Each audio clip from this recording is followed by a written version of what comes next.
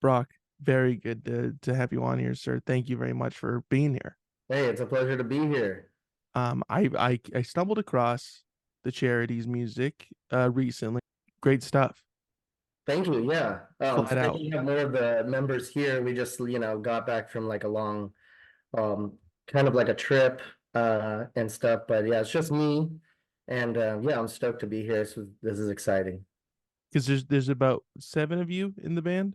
It's it kind of varies sometimes, because we have like people who step in and out and we have like horn players and stuff. But I mean, like at the core, I would say it's probably about like five or six of us that are like really at the core of the thing. Okay, Yeah. so I got four or five more to do, but this is a good start. Yeah, exactly. What initially interested you in music?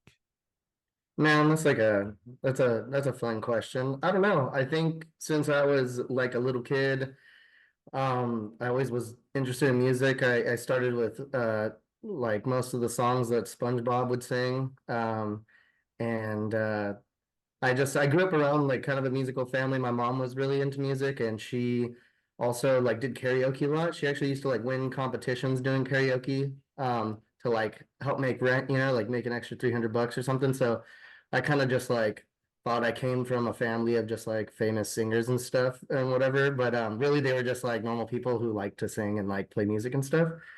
And so I think it was just always around me. And even though I tried to kind of do other things throughout life, like I really wanted to be like a professional skateboarder when I was a kid too. And there's even a time where I wanted to be like a football player, but music just kind of always like drugged me back in and I always had people around me doing it, so it was really hard to deny it. And I do a lot of karaoke myself now too, and it's like, it's really fun, especially when you go to like really big karaoke events where it's like it's not just like something to just do on the side. Like they host like a whole night of it at like a place, and I like we show up and then like yeah, it's really cool. You What know, is your go-to song if you're choosing a song? honestly, lately like it's been like something soulful. Like I really like the Delphonics and like Smokey Robinson. And like even if some people don't really know the song, like they kind of recognize it and they're like, oh yeah, this is like one of those oldies hits that everyone kind of recognizes, and they're really easy for me to sing. I like to do them in my like solo sets whenever I just like play a solo set at like a bar or something. Those are songs I do, and like a lot of people kind of recognize them. I also like this Harry Styles song called "Adore You," and that one seems to get like the crowd pumping. Mostly like a lot of ladies like Harry Styles, so usually they'll be dancing and stuff. So people recognize that one, and it's like a pop hit of today. So those are kind of some go-to ones that are easy for me. You span the whole every genre every year. I like that. I really do like all sorts of music, very much so. All right. Anything that I think is good, like I'll go for it. Yeah. Yeah. Sometimes things are popular for a reason because they're good. I agree with that heavily. I do. And I think at least in our line of music, like I think I grew up around a lot of friends who are very strict towards like if it's, if anything past like 79, like it's not for me. And I kind of as I got older realized that this is like a new time, like the modern day. Like we gotta embrace like why things are good and like what makes good music. Because also if you want to be successful in the music industry, you gotta know what pops too. So yeah. It's true. What kind of bands or artists were really sticking out to you when you started developing your taste in music? Yeah, like I was mentioning earlier, like I remember kind of wanting to start this band because yeah, I just really liked, I really liked all like the old soul music and that was something I was always interested in and like I love the Beatles, and I went through like a huge Beatles phase, like in my teenage years, and just a lot of like old '60s music, really, like tons of old '60s music, all like the big names that existed back then, and then a lot of like '70s funk stuff. Also was like just kind of like standing out to me, and that's kind of what caused me to like go in the direction that I was kind of going with this band. Not to mention, just at that time, no one in the scene that I was like hanging out with in was like doing like soul or funk music. So, and that was just like what we would always put on like at my house, like on the records and like, listen to and like have a couple beers and stuff. So it seemed only right that like, there needs to be like a soul and funk kind of thing. And so, yeah, just like I said, Delphonics, Beatles, like the Jackson Five, like there's so many others. So it was around that time that you knew that you wanted to make your own music. Yeah, exactly. Okay. Yeah. Did you realize early on that you're like, yeah, I want to sing. That's what I want to do in a band. Yeah, I mean, I guess I always like to kind of sing and dance around, like be a goofball when I was a kid. And I think, I guess maybe, I think anyone who wants to like perform or whatever is usually attracted to like the lead role, but also people are like also attracted to not the lead role, like some people just want to like stay behind the drums or whatever. In the initial days, like I really just wanted to do whatever I could, like whatever it was, like I just kind of wanted to be a part of a group. And the only problem was that you try to do that and then like there was a lot of just like no one willing to like step forward and like be the front man. Like no one was like feeling it or no one felt like they found their voice for that sort of thing. And over time, like it kind of became a thing where I just like naturally just doing it because I couldn't help myself. Like I just kind of got pushed to the front. But I would have been happy with just being like a rhythm guitar player or like a background singer, really. And then yeah, over time it just like didn't really, all those positions are filled. They're like, really, the only one left is like the guy who like we can dance and sing and like be comfortable with that. So I went for it. Right. Did Yeah. it come naturally to you? Did you feel like, okay, this is not something I need to work on having a stage presence? It's just kind of already built in. Yeah, I'd like to think that like I'm pretty extroverted and like when we'd be at like parties and stuff, like if there was like a dance circle going on, like I was usually in that dance circle and like I said, when it comes to karaoke, like I was always like fine with doing karaoke and I'm always fine with like, yeah. Like I like being the life of the party sometimes. And I think that's really all like a lead person in the band is like someone who can just kind of be like the life of the party and like get people dancing and like be a hype man pretty much, you know what I mean? Right. Like I always like to be that whenever we were at a party or at a show. Like there was times where we'd be at a show before I had a band or a group myself and they have that moment where like the band's like, anyone want to come up and like sing something? And it's like, I would be like, yeah, I'm into it. I'm gonna go up there and like I'm gonna just like, go off, but and like freestyle rap or something. Yeah. Yeah. Something nice, something that people want. Harry Styles, these kind of things. Yeah, yeah, exactly. Exactly. I'm Just with you. get the vibe going. Yes, exactly. Yeah. Yeah. I mean, and he does get the vibe going. I mean, ticket sales do not lie on that. No, they don't. Yeah, you're right. I mean, who knows? It might be a farce, but for now, I'll take it. I mean, come on, Harry. You can come on this podcast and we'll chat with you about it. Harry Uh, Styles, get on this podcast and clear everything up, please. we see you in the comments. We Show see your him in the face comments all the time. at Harry Styles. We see it. Vivo. Yeah. I love that. Vivo's been in the comments and we see you there. So Yeah. watch your back, Vivo. Watch your back, Vivo. Yeah, we're coming for you. Yeah, we're coming. When did the band the Charities start? What year we kind of talking about that you finally got up there on the stage in your own Yeah. band? So like I was in my old neighborhood, like there was a bunch of different bands. I tell this story all the time, by the way. But like there was a bunch of different bands in my neighborhood, and like some of them I would sing with, and some of them I would like jam with and play like some shows with and stuff. And I even had like my own initial band kind of that started was before the Charities. It was called like Milk Soul Delivery, which was like a really funny name. And like that band kind of dissipated. And then there was some other really good bands in the neighborhood, like Brissy, which some of the members who are in my band now were in that band. And then there's another band called Secret, which was a hardcore band. And I even I mean, we don't really talk about that too much, right? That's yeah, kind of no, it's a secret. Actually, I could get in a lot of trouble for even just talking about we them. might need But to bleep the name. We might need yeah, to. Yeah.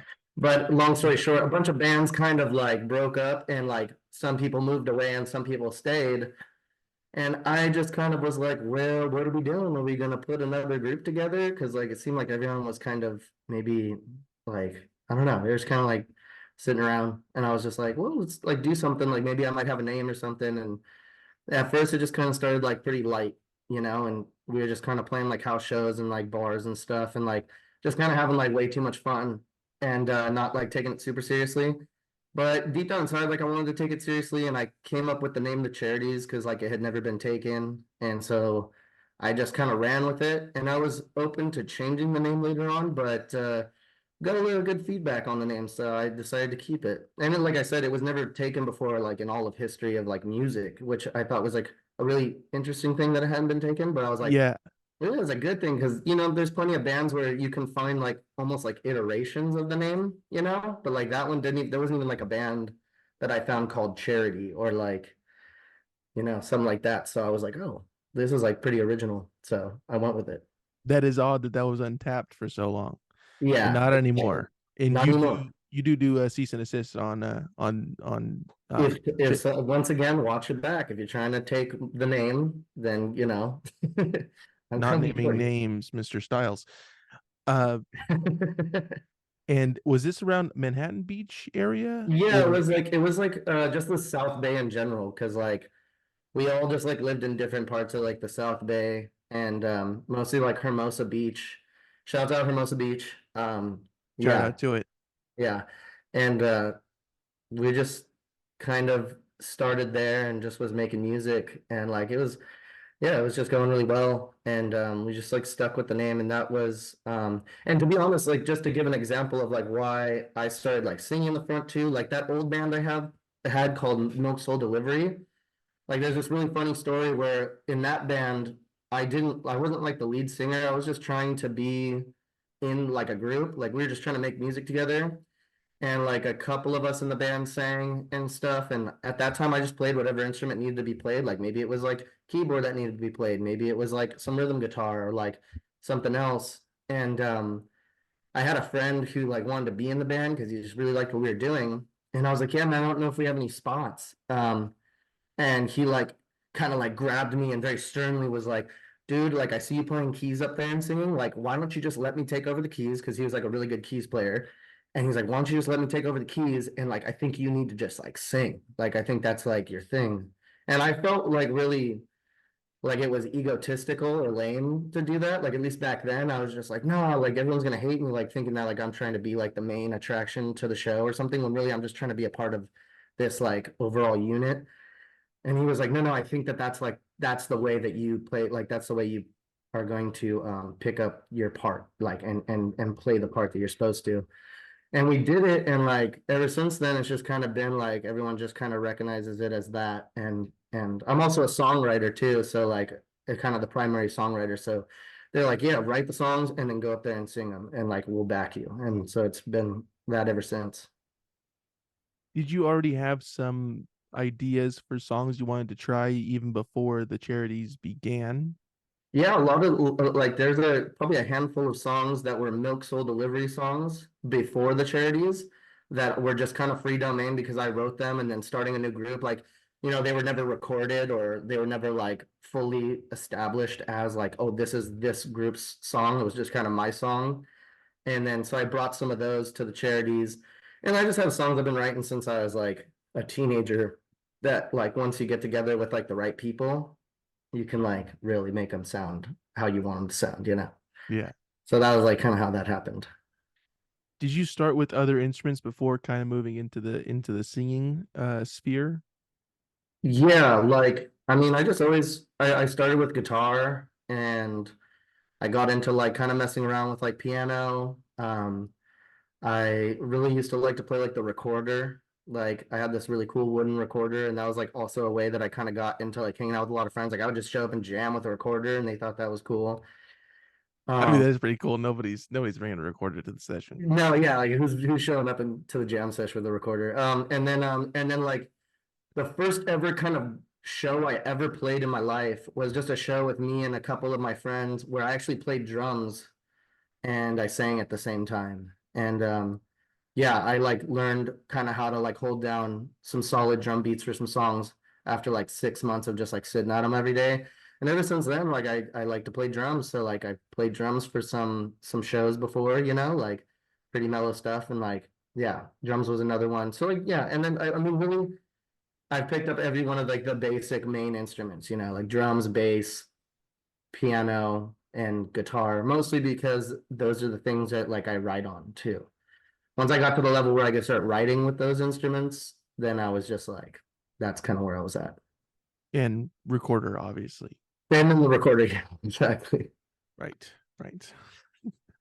was it apparent in the beginning, in these early stages that it's like, okay, we actually have something here that's gonna be that can go on further from just being from the milk, what was it called again? Milk soul delivery. Milk Soul Delivery. Did you Yeah. feel like it was gonna go, surpass that in just amount of time and whatnot? Well, you know what? Like the weird thing is like in my old neighborhood, there was like a very common phenomena that like bands would start, last for like 6 months, maybe a year if we were lucky. And then they would like kind of just break up or do other things or like slowly like just kind of dissolve. And not for any other purpose other than the fact that we're young and like our attention spans aren't really like keeping up that long. But when I started the charities, I kind of made a plan, at least in my head, where I was like, I'm gonna do this for longer than a year. Like anyone who's willing to stick with that, like I want to really try to see how far this thing can go. And like if it's just really not making sense, like we will know that it's not making sense. And obviously, like we'll move on. But yeah, after a year of us kind of like very lightly messing around, kind of, and not taking it seriously.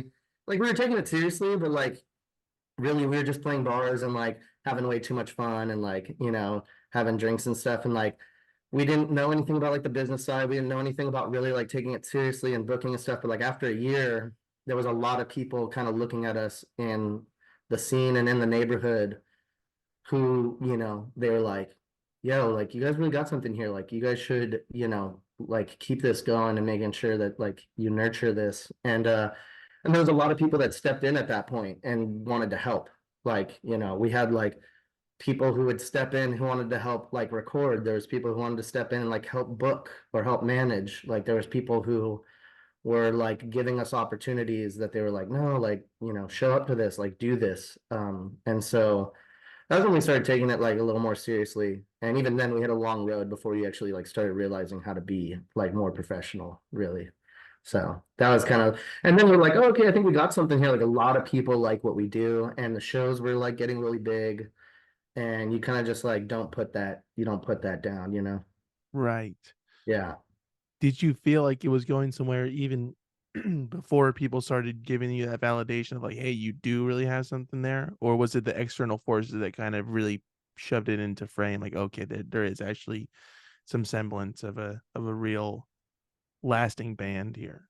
Well, yeah, I think in the first, like right off the bat, like we were just kind of doing something what I felt was just different in the immediate scene and like the immediate neighborhood of like people we were playing music with. So right off the bat, we were like, okay, we're doing something different, and a lot of people liked it. And yeah, I think right off the bat, we were like, we have something really cool here. But the thing is, it doesn't matter how like cool you think it is, if there's not like other factors that are like pushing it along, or if there's not other like, it's very easy for people to like lose interest and be like, oh, maybe we don't have something here. You know what I mean? It's hard to explain.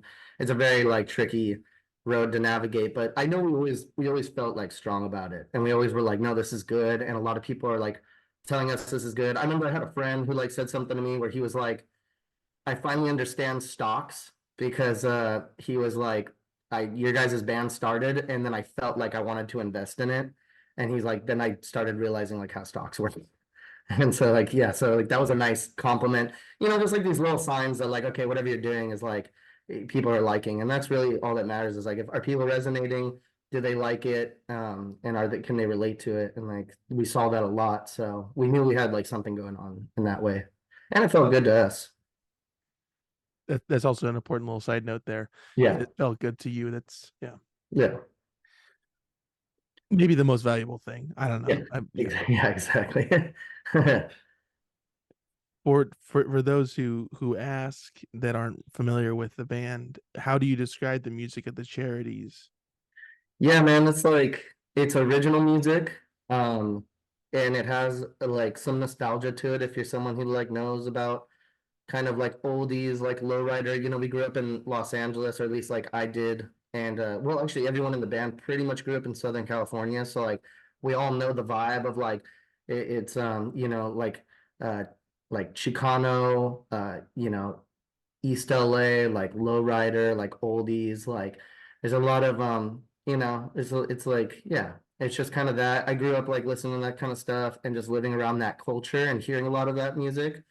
So I'd say it's rooted in that, but we create our own original music and we try to make it fresh. And we also have a lot of different um influences. So I would say I like to kind of call it like pop soul. So it's like soul music or funk music, but it also has like a new fresh take that's kind of a little more poppy. And the thing is, people used to tell me like, you guys have kind of like a poppy thing. And I used to, back when I was all like being hard about like, no, I don't want to be pop. But like I realized like pop only means popular. So it's time to start going with that.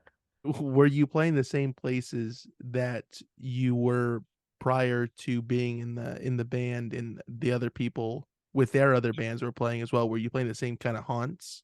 Yeah, actually, yes. Like a lot of that's kind of like where we got our start because a lot of the guys in the other bands like obviously had played places and it's just like that's how you come up. You go to like the places where the boys have been and like they've been doing things there and like maybe they know how to get in there and stuff like that. So yeah, it started with us just playing like all the classic local spots that we grew up going to, seeing all the classic like local bands playing. And so that was kind of the start of it, definitely. And then you guys relocated to San Luis Obispo for a time? Yes. So like after that first year of the band, um, we just kind of like we were having trouble figuring out like rehearsal spaces and we were having trouble like yeah, just dealing with police whenever we are like practicing and also it's just really expensive down in LA obviously and there's like six of us so we just we decided to like well maybe we should switch it up. Also we started traveling a lot more. Like we started getting asked to play shows up north more, San Francisco and in Slow. And so we started to think maybe there's like a middle ground, like a middle or like a home base in the Central Coast. And so we decided to get like a ranch style living out there. And yeah, it was beautiful. Like it was different, something I never experienced. I grew up in LA and like around, like city and suburban vibes. And we went out to like the middle of nowhere and lived in San Luis Obispo County at like a ranch where we had tons of space. And we were in the middle of California, so we can go up and down pretty easily. And Mhm. it that's in the ranch is in Creston, It was in right? Creston, yeah. Okay. And is that where you currently are right now? I'm not in Creston. I'm close by though, actually. Right now I'm in Templeton. Okay. So I'm still up in San Luis Obispo County currently, yeah. Right on. I believe you. I totally do. I would not say otherwise. What was the transition like kind of going to the ranch because and there's a little kind of short a little snippet about the ranch and there's gonna be a bigger kind of film about it coming out soon, right? Yeah, so our manager Joanna, she was going to Cal Poly. I believe she was like majoring in don't quote me on this, but I know it's like there's I think it's digital design and also like film or something like that. She was like doing photography and film there as well. But she was living up here in Slow, so we decided to move up and we lived on the ranch and like we were close to her and she just like is really good at documenting a lot of things, which is half the reason why she became like our manager in the first place is she's just really good at documenting and also digital design and she just like she knows how to like kind of market things and yeah, throughout that whole time, I mean, she's documenting things and she's like getting videos and pictures and all sorts of stuff. And she's also a filmmaker and she's made some like short films and stuff that she's entered into film festivals. And I know that she wants to do that with this film that she's making about this band that she's helped for the last like 4 years kind of come to the point where we're at now. And all like the stuff that we've gone through and just like mostly living on the ranch really is a big part of the little documentary she's making. That's awesome. And if that is out by the time that this interview is released, it'll be linked below. And if not, you could find it on the Charities YouTube page. Is that where it's going to be? Yeah, I believe so, yeah. Okay, cool. So keep an eye out for that if it's not already linked below. But yeah, Yeah. was that kind of a huge step for you and the band of like, all right, we're gonna relocate to work on this group. Yeah, I would say that's where things started getting like way more serious. And that was also the time in which we started seeing like a lot more interest in our music and a lot more interest in like our story and our vibe as a band, even though I would say that we didn't have it all figured out at that point. We still don't have it all figured out, but we were way less in the know, like even then. Even just with our sound and like with our system of operations. But at that point, we knew that we were like focusing to be like do something successful with this project. And we're all living together in the middle of nowhere. We better be working to make this successful. So that's where things got a little more serious for sure. Did does the isolation aspect have an effect on the, or has it had an effect on the music that you've been producing out there, or is it kind of the same? I mean, yeah, I think that it had a lot more to do with like everything that inspires the music is just stuff that happens from like day to day or like conversations that I have or any of us have or like so I think that there was a lot of moments at the ranch that inspired like songs and stuff that came from us. So I would say that the sound like the exact sound or whatever, maybe not, but definitely like certain ideas and certain things and also just kind of how we play with each other. Like we had a lot of time to figure each other out and like kind of get more like as like a family up there. You guys are Yeah. like the Beatles playing in Germany for like several Yeah. hours. Yeah. Yeah, exactly. Like that is we did like a lot of really big shows back then and stuff, and we had a lot of music You guys back. are the new Beatles. I'm saying it now. Yeah. You guys are the new That is a Beatles. huge compliment, and I appreciate it. That's what I'm saying. That's a direct quote. That could be at the end of the Was that documentary. yeah, was that in Rolling Stone? I heard about that. Yes, somebody ripped it off of me. I had already said it. I Oh, said it it was in you who said passing. it. It was me who said it initially, and then it was misquoted as somebody else saying it in Rolling Well, Stone. well, we need to set that straight. I'm not mad. I'm just setting the record straight now. This is it. This is me doing it. Well, I appreciate you setting that standard for us. Thank you. There was a writer. I don't want to say the name. I'll just HS is the initials. Okay. Harry S. Yeah. Musician. Then that's enough. That's enough. Kind of pieces of the puzzle that I think everybody can read between the lines of who it I was think everyone knows what's going on. who misquoted me. But yeah, I just want to say that I was the initiator of that. Moving forward, we don't talk about Rolling Stone on this. We're more Cream magazine people Yeah, over yeah, I here. like that. I Okay, like that. Yeah. we're more rock and roll, Yeah, let's do it. more rock and roll, more jazz, More more jazz. Yeah, let's jazz it up. more classical. Yeah, Yeah. Glenn Miller, that kind of I stuff. love Glenn Miller. I really do. See? That's why you're on here. That's why I That's have you on here, and you not know you know it. You know it. Mr. Styles. Moving forward, there is a there's a studio on the ranch, right? That there's a little part of it that you guys are able to record there. We had like two living rooms there because it was hard to explain. It would seem like there was a part of the house that got built onto what was already like kind of a house and so it had like two living rooms and one of the living rooms, which was the bigger one, we chose to put all the musical gear in and make like a studio out of it. Yeah. That was like it just completely just packed with like instruments and all sorts of stuff like that. Yeah. It's kind of the band room.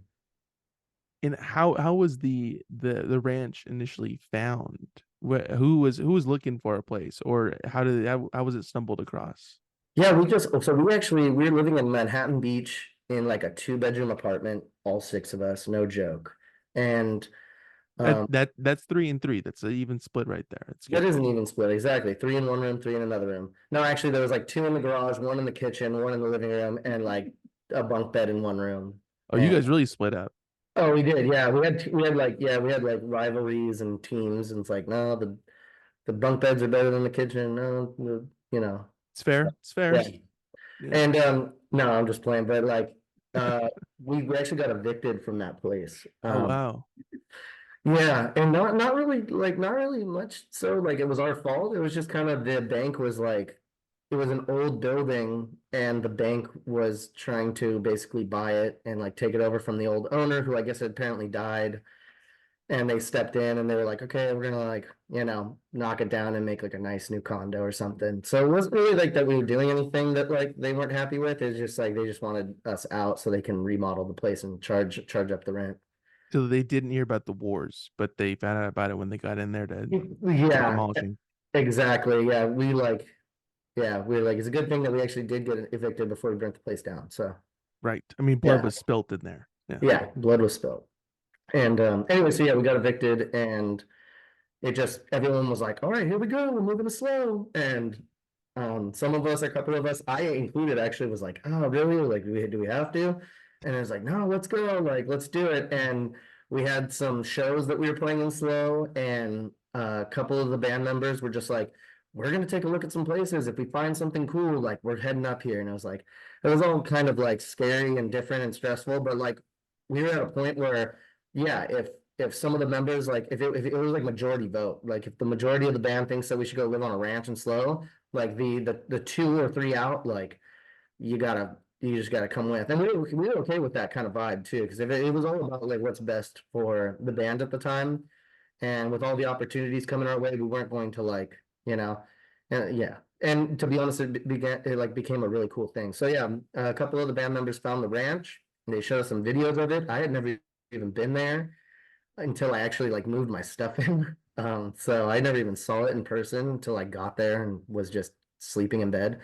But yeah, they found it and they were like, "Look, this place is really cool. It's a little far out there, but it has tons of space, and I think we're all gonna like it." And it did turn out to be a really, really cool place. At what point were you sold on it? You're like, yeah, okay, I understand what the appeal is at this place. Oh, pretty much like the second I got there. I was pretty anxious about it until like the moment I got there. And then I got there and like I walked in and I was one of the last people to show up. So I walked in and like everyone had their spaces and like everyone was just like hanging out, and there was a music, like it was like the record player was set up already. So like I walked in and like music's playing, and like the house was really nice, and we kind of were just like, wow, like this is cool. And I go out onto the back deck, and it's like a huge back deck, and I was like, you know what? And then the next morning I woke up. I think what really sold me too is like in the morning, like I came out of my room and I looked out the back sliding glass door, and like the view was crazy. There's like vineyards and like as far as the eye can see, and like the sun was coming up over the hill, and like my guitar player Alec was just like, yeah, like that's kind of what we're dealing with now. And I was like, wow, that's different. Like, you know what? I think I can get used to this. And so yeah, that was kind of what sold me, like pretty much. And you went back to bed in the kitchen. Did you get the kitchen that time, or was Actually, it? actually, when I was living at the ranch, the first year I was there, I actually did get the kitchen. I was I was living in the kitchen, but that was just because like at that time we didn't have all the kind of things that we had said that we were gonna do to give everyone like a space, and then eventually everyone got their space. There was like, someone had like a big nice trailer outside to live in, and like someone else had like a room that they had built out of like a shed outside. And then I eventually got like a real room. But until then I had like the dining room and like a sheet set up, and I was like sleeping behind a sheet, but it was still nice. It was a nice place. I mean, at least you got the sheet. That's nice. That's privacy. Yeah, at least I got the sheet, which Alec was the one who lived in the kitchen at the old place. And that was literally just like a room divider that you would use to like change behind, and like a bed. And like that probably was way worse. By the way, is there a title to the film about the ranch yet? Honestly, I don't think she's come up with like a title for it yet. I think she's waiting for like the aha moment All for like, right. oh, that's what I'm gonna call it. I'm not really sure. I don't remember her telling me, but um yeah, I'm sure she's still waiting on like a good name for it. We'll keep an eye out for that documentary again if it's not linked below by the time this comes out. Yeah, I think it might take a little bit more time. All right. Definitely. Yeah, I think she's just like but she's working, she's chugging along on it. She's passionate about it. Well, we're hyping it up now. I'm gonna link the charities YouTube page down below. So just check it. And while you're there, you can check out some other releases. I think you guys got some good music up there, right? Oh yeah, we got tons of stuff on there, and Some funny shorts and whatnot. yeah, I think so. Yeah, if Cool. anything, we should start making more of that kind of stuff. Really. Yeah, but we got a lot of No, music long videos. form documentaries only. No, no, yeah, long like Hour 50. yeah, deep documentaries only, like hour 50. Yeah, nothing else. No, Yes. that's hilarious. Um, yeah, thanks for plugging the YouTube and everything. I appreciate it, Jacob. Yeah. Hey, thanks for putting it up there for people to listen to. But let me ask you this. Were some of the first songs that were uploaded on there from the GBLO album? Was that kind of the earliest stuff that you were putting out? No, to be honest, it's actually the album or like the EP before that, which was The first ever thing I think we ever put on YouTube was actually a song called Do the Right Thing. And that video was shot like back in the day when I was like living in Redondo, before we even lived in Manhattan Beach in the two bedroom. And we did put that one on there, and that was probably the first thing that was ever put up. And then the second thing would probably be the stuff from an EP called Alma, which Mm. was the street that we lived on. That was the street name of the street we lived on in Manhattan Beach. It was called Alma. So we named the EP Alma, which means Okay. soul in Spanish. Rad. Is it now? Have you gone, just real quick side note, have you gone back to the place in Manhattan Beach to see what they constructed? There was no, I haven't seen the finished product. I did see it like under construction at one point.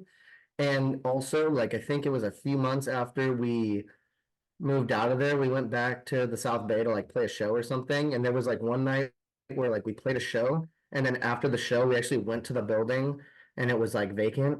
And we actually just like walked up to the door and it was open, and we like went in there and like partied, and all the stuff like we still painted on the walls because we had all this like trippy stuff we had painted on the walls. Like it was all still there, and we kind of just hung out in the living room and like kind of just like had a night of it. So that was fun.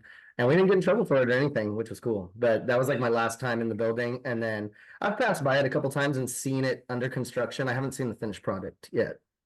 Chilling out in condemned houses. That's what I mean. That's what everybody. That's like a That's what good the picnic charities spot. do.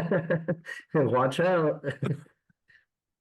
Was were these releases they were all released at the same time, not just through YouTube though, through all the platforms and whatnot. Yeah, exactly. Like Alma was like the first real EP that we dropped other than a song that we did before that, which was Do the Right Thing. And then yeah, and then when we release them, they just like go on Spotify and YouTube and everything like that. Yeah, Apple Music, Everywhere where people stream music now. Bandcamp, exactly. Yeah, all the stuff.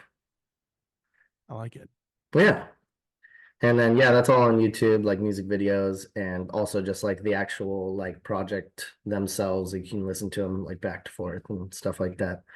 GBLO was actually recorded at the ranch Oh, during. okay. What was the recording process for that? Like, was it different than the previous two releases or recordings? Very much so, like big time. Yeah, the GBLO stuff, all the stuff we've done before like the last two releases, it was all it was pretty much all us in our house. Just like, Alec, who is the guitar player for the band currently, he was also there when we started it. He's like one of the founders, but he was kind of a producer himself. He's been always kind of producing a lot of his other band's stuff. And we had another guy in the band, Joe Lapalato, and he also was kind of like a up and coming producer. And so we just kind of did it all on our own in-house. Like they had gear and they had things, and yeah, it sounded pretty good, so we went for it.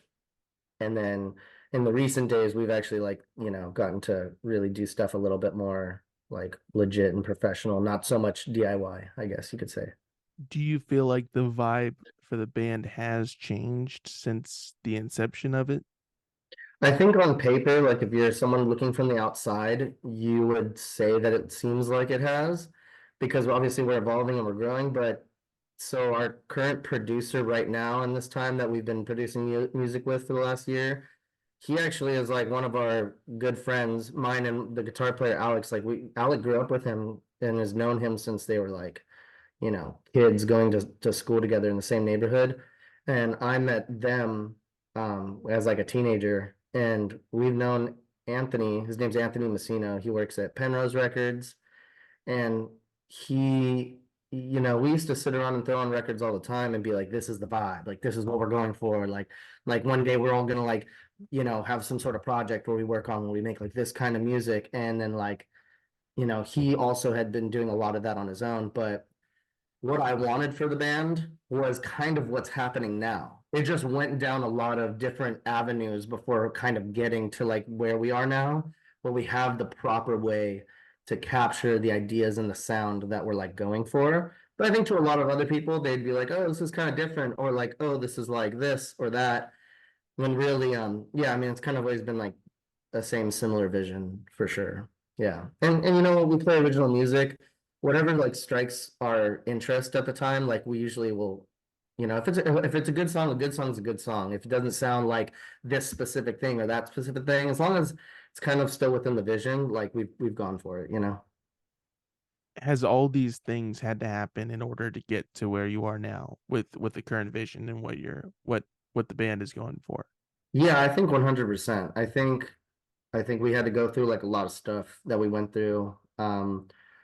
Also, like where Anthony, where our good friend Anthony's at now, is a lot different from where he was at when like the band started, or like for the last, however many years. Like he's in a really good place with his career where he can like help us out with just production and stuff. And he's just gotten so good at like what he does, and he's just on the up and up with actually being a producer in the most professional sense. And so the fact that we get to work with him, like it's kind of what we always wanted to do. We just never had the tools for it, you know? Hmm. Yeah. And we had to go through all of what we went through to kind of learn, okay, this is how you do it. This is what we do. Yeah. I can't say that I don't wish that like we would have figured it out sooner, or like maybe that there was like a better time frame, but there was no way for us to ever have all the things that we have lining up right now in the proper way that they are. Yeah. Right. Yeah. Do you prefer kind of hashing out these songs and making them what they are, or do you prefer bringing these songs to a concert and playing them in front of people? I think it goes either way. Sometimes like it's just the time frame of how like the creative process goes. Like if we have a song finished and ready to go and we like how it sounds and we have all the things lined up to like record it and finish it, then like we'll do it. Sometimes we don't have that and we just want to play them even though they're not necessarily quite finished. And it is a good example to like see how the audience reacts and how if they like it or not. And like, people give us feedback and they're like, yeah, what was that song? Like, where can I find it recorded? And we're like, okay, cool. Like maybe we should record that one. So that's like a good way to go about it. What was the music scene in San Luis Obispo like when you guys did get up there initially? I mean, yeah, the music scene in San Luis Obispo is awesome. I mean, it's very like, it's very tight knit. Like I feel like everyone knows each other and it's really cool. Like there's a lot of good bands and it's a lot of like young people, especially like kind of the college scene and everything like that. And then you have like some of the people who are like a little more like that are you have like the older scene too that have been doing it for a long time. They play like a lot of the really big venues around here and stuff. Like the music scene up here has always been like super super awesome, super mellow. I guess you could say it like it doesn't always feel all that competitive, and I think there's definitely something to that. I think I've always been kind of a competitive person, and like yeah, obviously it's nice and I love it, and yeah, I don't even know what else to say about it. It's just like it's a great vibe.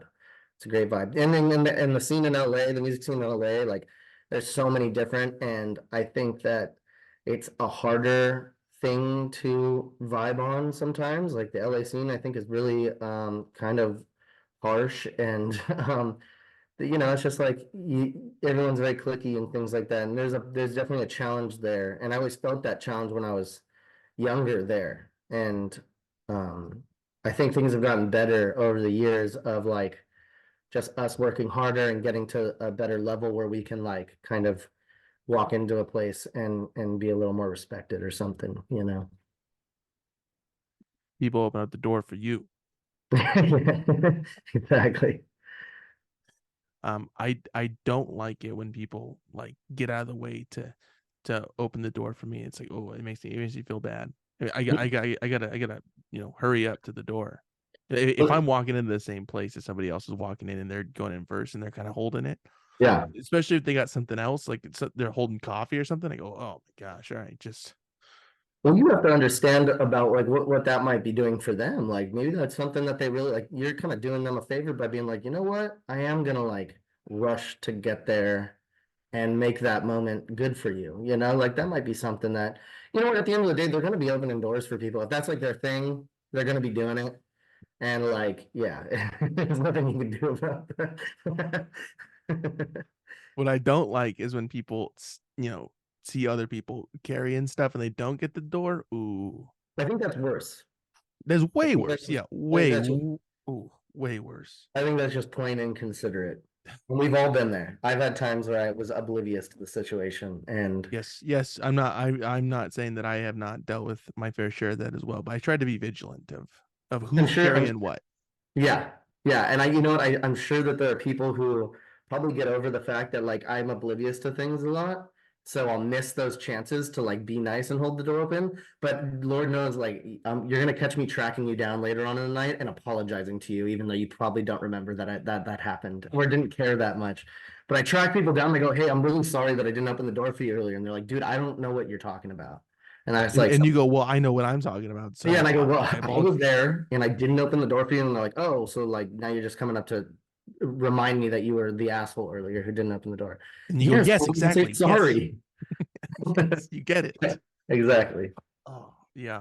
The art of opening up a door is it's kind of, you got to work on it. You kind of gotta you got to read the room that the door is leading into and whatnot. Always read the room that the door is leading into. Yes. Maybe you open the door, look in, and then close it and reopen it for someone. That's a strong move. I never thought about that. Maybe just I'm gonna spend more time standing by doors and waiting for that moment for people to that I can help them to redeem all the times I forgot to do that, you know? You know what door I don't come into contact with very often is a rotating door, you know? Yeah, yeah, the revolving door. Yes, exactly. A revolving door. I'm not too confident in it. I'm not saying I'm screwing it up all the time, but I'm not super, I kind of got to gauge the stride and I got to account for that. I'm gonna put it out there. I think we need more revolving doors in 2024. Okay. Ooh, that rhyme, that's like a rap. Yes.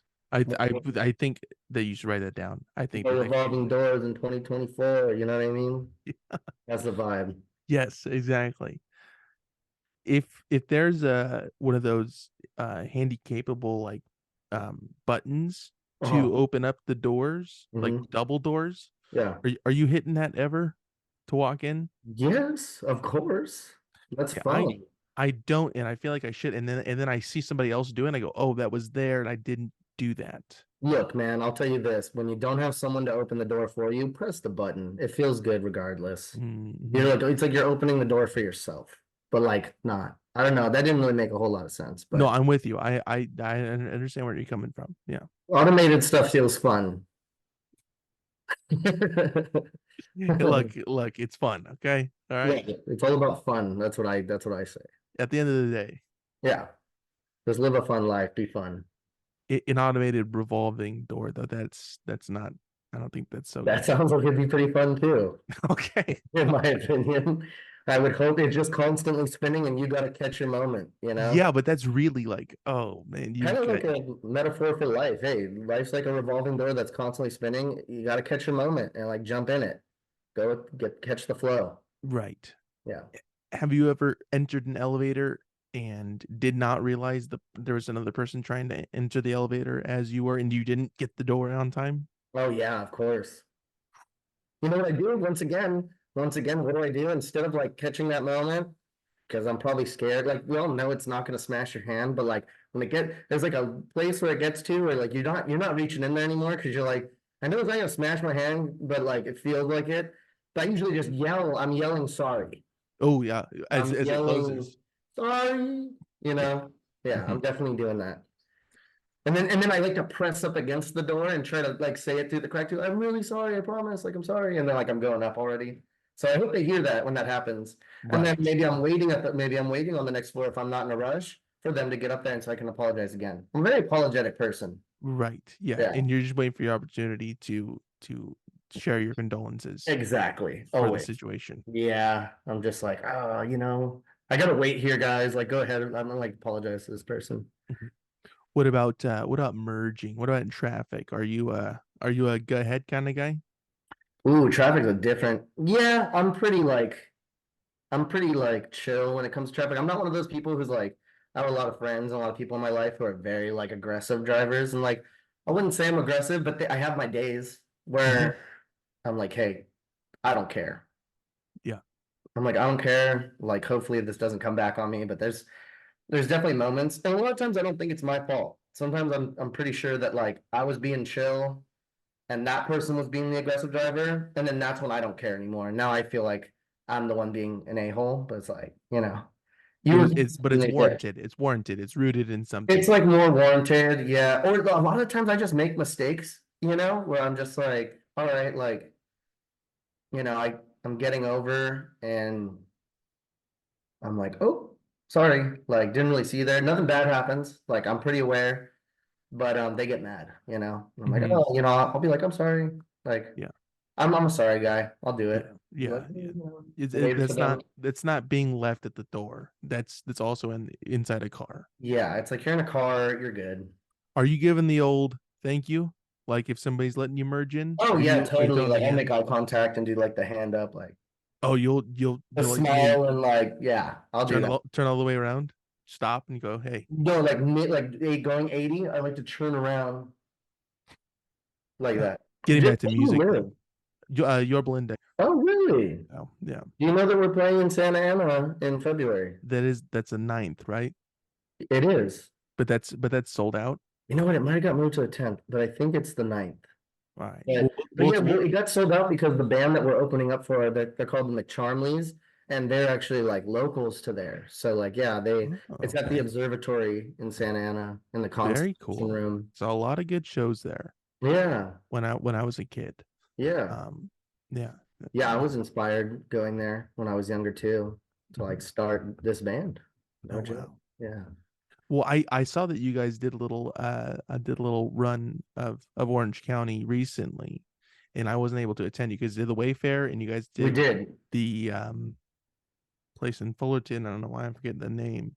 Oh, the Continental Continental Room. Room. Yes. Hmm. Yeah. And yeah, both really cool places. Both really cool places. Yeah. Hmm. One more thing, just being an Orange County guy, um, and growing up there. So you know about the Bash Dogs then, right? I do know about the Bash Dogs, and I'll tell you this: I met those guys at a Fiddler concert in at the observatory to Yeah. wrap that whole thing up. No, Yes. yeah, the first time I ever saw them was at the observatory as well. And I always tell them this because we played shows with them. They're our good friends, but I always tell them this that I saw them play at the observatory. And that day I was like, you know what? I think I can do this. I'm gonna go home and start a band. And that's like kind Oh of how wow, Charities happened. Yeah. that's awesome. It was kind of like it was like a competition thing. 'Cause I didn't know them at that time, but I was like, no, I kind of want to go home, start a band just so that I can like compete with these guys. Hmm. And Hmm. then no joke, we ended up like, you know, running in the same circles and like playing shows together. So I did succeed at that goal. That's So awesome. yeah. That's really cool. What were you doing in or I mean that's pretty far away from Hermosa or Manhattan at the time. I don't know where you were I was just, located yeah, at the time. we just, I had a lot of friends, like, you know, I just had friends, like, we were traveling around all the time, you know, like going here and there. And it's like, yeah, I had a friend who's like, we're going to the observatory. I remember seeing, like, I saw Funkadelic there one time too. So, like, I'd been there before. And, yeah, I just was out there. Someone knew, like, those guys. And they were just like, yeah, we're going to our friend's band. And, yeah, I just went out there one night with some friends. And yeah, I ended up like finding out that their keyboard player at the time, who's a guy named Cole Riddle, he plays with the with Brooks Nielsen now, Mm. of the Dollars. And Cole's like one of our good friends now too. And like no joke, I remember seeing him that night too and being like, yo, this guy shreds. Like I love this guy.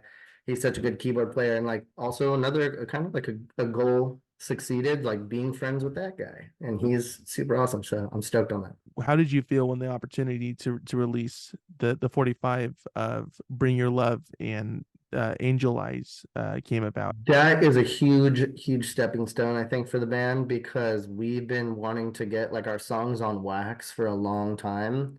And finally having the opportunity where someone's like, hey, let's put these songs on wax. Like that's like, yeah. You know, I actually have so I actually have them, I have them here, right? So I have this one is this one's my girlfriend's copy, so we like a couple of us signed it. But Good. I mean, that's hey, that's very nice of you. yeah, That's like a guy that holds the door open kind of thing. yeah, exactly. And then we have a test pressing here, which is like I'm probably gonna like probably want to put that in a frame because Yeah. it is a big deal. Like the opportunity just to show how big of a deal it is. Like I will probably put this test pressing in like a frame or something because it's the first time. I always loved records growing up. Like all of our friends loved records growing up. It's all about like that retro throwback like vibe. and being able to like actually take like a record and like not to mention like it says my name on it in the writing credits, which is something I used to look at all the time. Um, like when you look at a record, you're like, oh, who's that? Like, and who's that? And then you look them up and you find out like, oh, that was like the lead singer, and that's like this, you start to like get to know who people are in a band, and that's just so cool um, to see my last name on a record, and also it's right next to Anthony Messino's name because he helped write one of those songs, and it's like, me and him used to throw on records and like look at them and look at the names of who the writing credits went to. And so like it's a big deal for all of us, like to just be like, wow, this is cool. Because Anthony's had his name on records already before, but like I think it was like a big thing for like him with his friends that like we grew up in the neighborhood just like being like little dummies, like trying to make music. Absolutely. That's incredible, man. Yeah. So it's a big deal for sure. Is that the first physical release of any kind? Or was there any CDs at one We point? made we made CDs of Alma.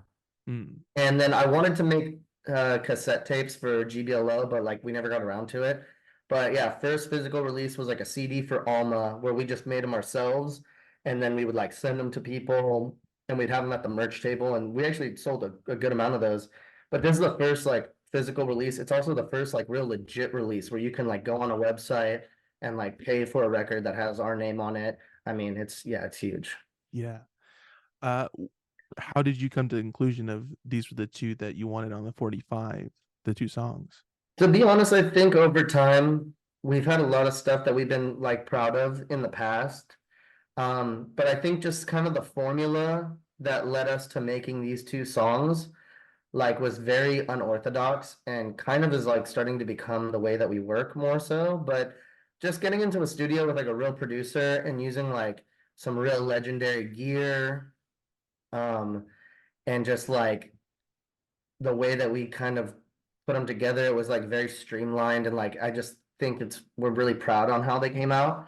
And I think it more so has to do with like, we just did everything kind of like how you're supposed to and not so DIY this time. Like we tried to do it really legit, and we took our time with it. And really it was more so about the people who kind of reached out to us and they were like, okay, you guys just released a song, Bring Your Love. Sounds really cool. I noticed you don't have a 45, which actually shouts out to New Tone Recordings is the name of the company. They're really great. They're doing like awesome stuff. Also with that band McCharmleys that we're gonna be playing with in Santa Ana. They're also part of that record label. But New Tone reached out to us and the guy Vincent, he was like, hey man, like I noticed you guys don't have any wax. Like do I, you know, how do I help you out with that? And we were like, well, what do you want to do? And he was like, well, I like this Bring Your Love song. You got something else? And we are like, yeah, we're about to just like release another song that we think would be a perfect B-side that we did on the same session. And he's like, well, oh, this sounds like a perfect formula to like make a 45. So yeah, it just made sense. Like it wasn't like we chose to put this, it's just like like I said, all the things line up sometimes and there's just not denying it. Yeah. Right, right. How did you feel putting that on the Um, turntable the first time? to be honest, I actually haven't even listened to it yet. Oh, I okay, haven't. never mind, dude. It's just like we've been really busy, and I actually just finally like got this in my hands like yesterday. No, Oh just wow, okay, cool. right yesterday. I think it was yesterday. Um, but yeah, just got that in my hands, and I haven't like gotten a chance to just throw it on the record player yet. And yeah, I'm excited to though. I've heard a lot of other people put it on the record player. I've seen a lot of videos, so that feels good. There's a lot of people who are getting theirs in the mail and they make a video of it and they tag us, and I'm like, that's already just like a huge reward. And I'm like, man, that's awesome. I'm glad everyone's like, and they sound good, and everyone says they sound good. Yeah, so I'm into That's it. great. That's fantastic. Yeah. Um, hey man, thank you so much. Oh, of I course. really really appreciate you coming on, sir. Oh, dude, I'm stoked to be here. Really good to chat with you. But before I let you go, I do have some promo to do. Yes. So that Charities 45 that we were just talking about is out now through New Tone Recordings, which we just mentioned, and that's NUTONE Recordings, and that can be purchased through hightiderecordings.com, right? That's the best place. That's correct. And that's HITIDE. Yeah. HITIDE. Yeah. And that'll be linked below. And the other releases can be found through the Bandcamp. That's the best place to go support.